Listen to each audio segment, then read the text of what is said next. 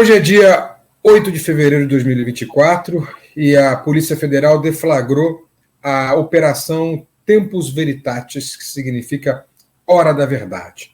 Essa operação ela não é um desdobramento da Operação Lesa Pátria, que apura os crimes cometidos por golpistas que tentaram o golpe de Estado no dia 8 de janeiro, embora ela tenha relação com a tentativa de golpe de Estado de 8 de janeiro, com a tentativa de abolição do Estado democrático de direito feita pelos bolsonaristas. Mas ela é uma operação à parte. E por que Hora da Verdade? Eu conversava ainda há pouco com um agente da Polícia Federal, e ele me dizia que é Hora da Verdade, Tempus Veritatis, porque além da preparação do golpe, que é o objetivo final, ela investiga a produção de fake news contra, o processo eleitoral, 2, o STF e ministro do STF, 3, até a produção de vacinas. Então, foi uma operação que pegou todo esse processo de produção de fake news que visavam, em última instância, produzir ou preparar o golpe de Estado caso Bolsonaro não fosse eleito, o que aconteceu e eles já previam que aconteceria. Por isso, Hora da Verdade, Tempus Veritatis. E mais, ela é fruto da delação premiada do tenente-coronel Mauro Cid. Portanto, gente, para aqueles, inclusive um procurador, né, Ana, federal, que disse que a delação era fraca, está aí a prova de que a delação não era fraca. Hoje foram 33 mandados de busca e apreensão, 4 mandados de prisão, 48 medidas cautelares em 9 estados e no Distrito Federal. Tudo isso, gente, dessa mega operação da Polícia Federal em decorrência da delação premiada do ex-ajudante de ordens de Jair Bolsonaro, tenente-coronel Mauro Cid. Isso é importante, é muito e muito importante. Entre os 4 mandados de prisão estão o Felipe Martins, ex-assessor internacional de Bolsonaro, vai ser uma das figuras que eu vou explicar daqui a pouco. Eu vou dar as 7 principais figuras presas hoje. Poderia dar mais, viu, gente? Tem muita gente importante.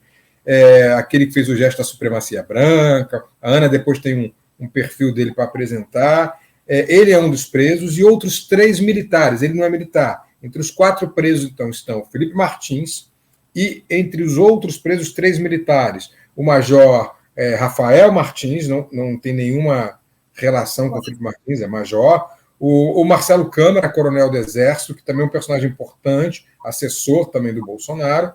E o Bernardo Romão Correia Neto, coronel do Exército, que não foi preso ainda, porque está nos Estados Unidos em um curso de aperfeiçoamento. O detalhe, Ana, todos esses pertencem às forças especiais do Exército Brasileiro, ou seja, são profissionais da elite do Exército Brasileiro. É importante que a gente fale isso? Claro que é importante. É muito importante, porque mostra o nível de envolvimento das Forças Armadas através das suas forças especiais. E a gente, por isso que tem muitos militares que são alvo dessa operação de hoje. Eu pedi para a Tatiana para ir botando um a um, eu vou explicar um a um a importância daqueles que eu acho que são os mais importantes. Vamos começar por quem deflagrou essa operação. Está aí, ele. Tenente-coronel Mauro Cid. Homem de confiança de Bolsonaro, seu ajudante de ordens, e como o nome já diz, ajudante de ordens. Ou seja, seguia as ordens de Bolsonaro e nada mais. O homem responsável pela falsificação da vacina, da caderneta de vacina dos Bolsonaro, o homem responsável pela venda do Rolex, das joias que Bolsonaro roubou, que vieram da Arábia. Enfim, o homem que dizia saber de tudo, dizia eu sei mais sobre Bolsonaro do que ele mesmo. E sabia mesmo. Tanto sabia que a operação de hoje vem a partir da delação premiada feita por este senhor, o tenente-coronel Mauro Cid. Ele fez essa delação depois de muita pressão a partir do próprio pai dele, que teve envolvimento na venda das joias, já que o dinheiro das joias foi depositado na conta do pai do tenente-coronel, o general Sidão, chama de Sidão porque é Cid também, que mora em Miami, né? E aí o Sidão tem conta lá. Então ele acabou sendo envolvido pelo filho nesse esquema de corrupção do Bolsonaro. Então tudo começa com ele, para vocês entenderem por que essa operação tempus veritatis, hora da verdade, ela vem a partir da delação do coronel Mauro Cid e não é uma operação da lesa pátria, embora ela trate da preparação do golpe de Estado, que é investigado pela lesa pátria. Entre os que sofreram busca e apreensão estão algumas grandes figuras, foram 33 mandados de prisão. Eu selecionei apenas 3 ou 4 delas. Vamos falar primeiro aí, bota aí no ar, por favor. O general Braga Neto. Porque o general Braga Neto é uma figura fulcral, importante, central nessa tentativa de abolição do Estado Democrático de Direito, da preparação do golpe de Estado e da produção de fake news. Ele não era só o candidato a vice-presidente na chapa de Jair Bolsonaro. Ele foi, durante muito tempo, ministro da Casa Civil e depois ministro da Defesa do governo Bolsonaro. E antes disso, meus caros e caras, eu quero lembrar que em 2018 ele era um interventor federal na segurança aqui, no Rio de Janeiro, ano em que Marielle foi morta e ano em que as investigações foram muito embaralhadas, porque toda a segurança pública estava na mão desse senhor. Então não me parece um sujeito bem intencionado. É obviamente que devemos dar o direito e a presunção de inocência a todos. Isso faz parte do processo do Estado Democrático de Direito. Até ontem, o Rubens Casará falava sobre isso. Nós, do setor progressista, vamos dar o benefício da dúvida a todos, mas há precedentes claros contra o general Braga Neto. Vocês vão lembrar que, em novembro e dezembro de 2022, o Bolsonaro se recolheu no Palácio da Alvorada como um coelhinho mimado se recolhe na toca. E quem falava com a imprensa era o general Braga Neto, que havia perdido a eleição na chapa como vice-presidente. E teve uma vez, Ana, audiência, que ele chegou lá no cercadinho do Palácio da Alvorada e falou: calma, estamos trabalhando, tenham paciência, as coisas vão acontecer naturalmente. Eu não posso dar detalhes, mas as coisas vão acontecer. Ou seja, ele se entrega ali naquela frase, Ana.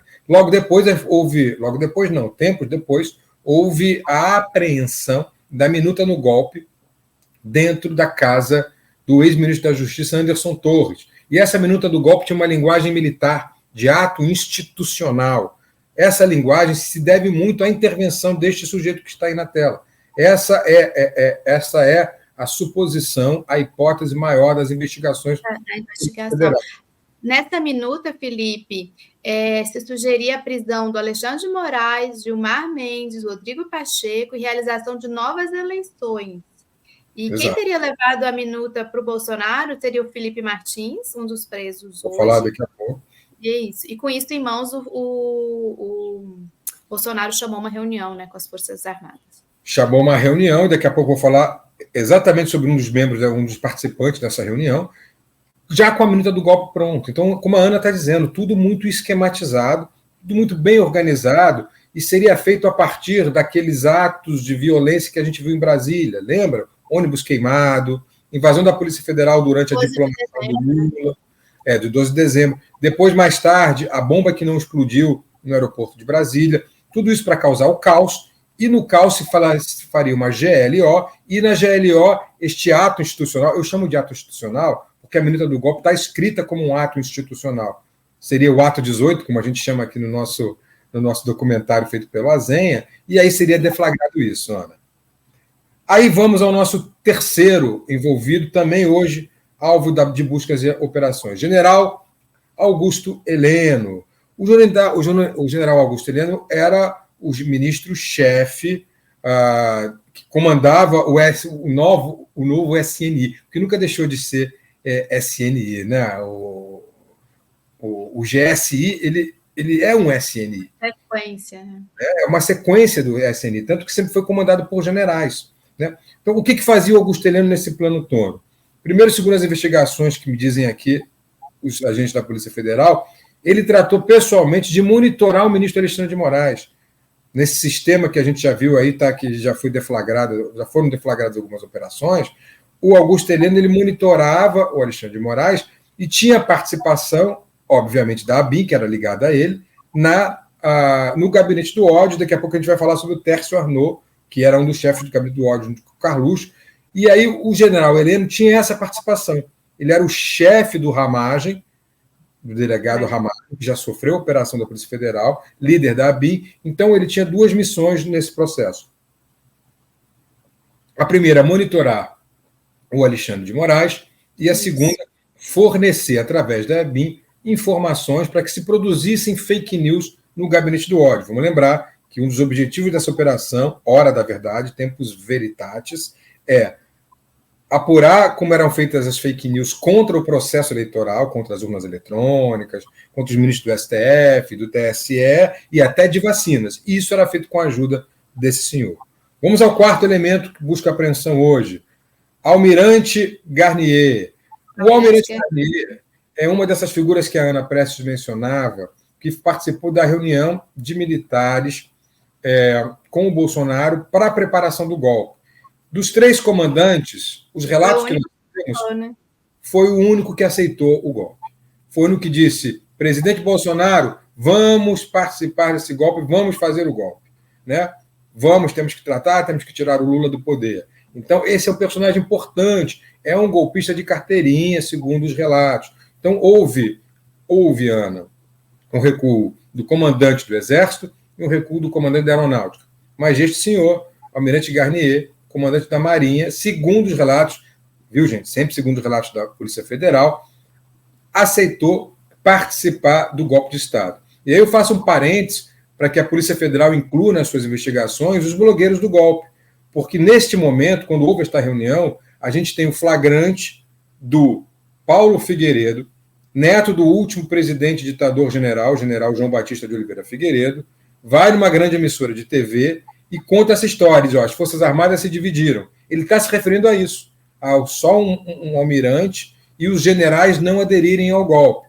E aí ele pede a guerra civil ao vivo em uma emissora de TV, um crime grave, gravíssimo. Ele não pede só o golpe de Estado, ele pede guerra civil. Então, esses blogueiros do golpe, como o Paulo Figueiredo, Constantino e outros, também têm que ser investigados. Mas está aí, então, o quarto personagem importante. Vamos agora aos personagens civis. O primeiro deles, Mana já falou, e daqui a pouco vai falar mais ainda, Felipe Martins. Felipe Martins era o assessor internacional do Bolsonaro. Né? Os relatos de todas as pessoas próximas dão conta de que foi ele que aproximou Steve Bannon da família Bolsonaro.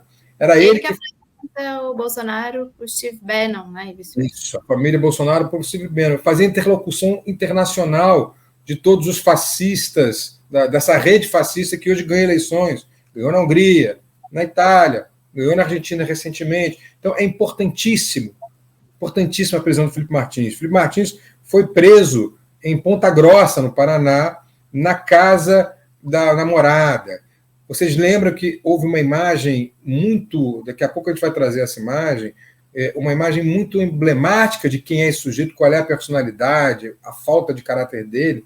Ele atrás do presidente do Senado, numa sessão pública, fazendo o gesto da supremacia branca com as mãos, um supremacista racial, um racista de primeira hora. Daqui a pouco a Ana vai trazer um perfil dele para vocês. Mas muito importante que este sujeito esteja preso. Então, é um dos presos hoje. Número 6, vamos passar para um outro civil importante, Tércio Arnaud. Qual é a importância do Tércio Arnaud? E vocês veem essa foto onde ele está no avião presidencial, ocupado e usado por Bolsonaro. O Tércio Arnaud era o número 2 do gabinete do ódio. Era o braço direito do Carluxo, que comandava o gabinete do ódio dentro do Palácio do Planalto. Ele era o assessor especial, ele ficava lá no gabinete do ódio, então era a pessoa que era o interlocutor direto do Carluxo e do Jair Bolsonaro. Tanto era importante, gente, que hoje, dia da operação, sabe onde ele estava? Em Angra dos Reis, na casa do Bolsonaro. Eles devem estar apavorados. Estão apavorados. E neste momento, quando ele, Tércio Arnaud, foi abordado pela Polícia Federal na casa de Bolsonaro, a Polícia Federal também apreendeu o passaporte de Jair Bolsonaro. Então, Jair Bolsonaro está proibido de deixar o país, o que é um sinal muito claro do que vai acontecer. Toque, toque, toque. Então, daí a importância deste senhor, Tércio Arnaud, líder do gabinete do ódio, número 2, braço direito de Carluxo, na produção dessas fake news. E daí, de novo, por isso, Hora da Verdade, Tempus Veritatis. O próximo e último, depois eu quero passar a palavra à Ana, importantíssimo, claro, o presidente do PL, Valdemar Costa Neto, que foi preso hoje em flagrante por porte de arma. Ele não estava... Porte de arma irregular. Ele não estava ilegal, porte ilegal de arma de fogo. Ele não estava com mandado de prisão dentro da operação. Ele foi preso em flagrante. Porque é simples, né, meus caros? Você não pode ter arma se você não tiver o porte. Ele não tinha e tinha arma. Então, preso em flagrante, a Polícia Federal chegou, está preso. Tá? Figura importante porque também no âmbito da operação, do mandado de busca e operação, porque ele era o braço civil mais importante como presidente do partido. Então, ele dava a aura civil desse golpe, que era militar civil, que estava ali, como a gente coloca na nossa tarja, ou na nossa chamada, como militar, porque são os militares os principais artífices desse golpe, mas ele daria a cara civil a isso. Né? Vamos lembrar que temos ali naquela minuta do golpe, do ato institucional que seria dado naquele momento, a prisão de Alexandre de Moraes, a inclusão de novos ministros do STF, né? E tudo isso teria um ar civil com o presidente do partido envolvido. Vamos lembrar que em 64 também foi assim. Tentaram dar uma aura civil, tentaram manter parte do Congresso, parte do Supremo ali aprovou o golpe de 64. Então, a participação importante de Valdemar da Costa Neto. Pode tirar, e eu não falo nem... que são dois importantes também, mas aqui é tanta gente, eu poderia ficar o programa inteiro falando, né, Ana? Mas tem também o Paulo Nogueira, ex-ministro da Defesa, o próprio Anderson Torres, ex-ministro da Justiça, cuja casa foi encontrada a minuta do golpe, em que hoje foram apreendidos 2 HDs na casa dele. Eu estou com as informações que vão chegando, né? Vão chegando. Então, para finalizar e passar a palavra à Ana, o objetivo, segundo a PF, era legitimar, eu escrevi aqui o que me mandou o nosso agente, nossa fonte, legitimar a intervenção militar para a abolição do Estado Democrático de Direito através da produção de fake news contra o processo eleitoral, contra ministro do STF e do TSE e até contra as vacinas. Ou seja, era preparar o golpe através da produção de fake news.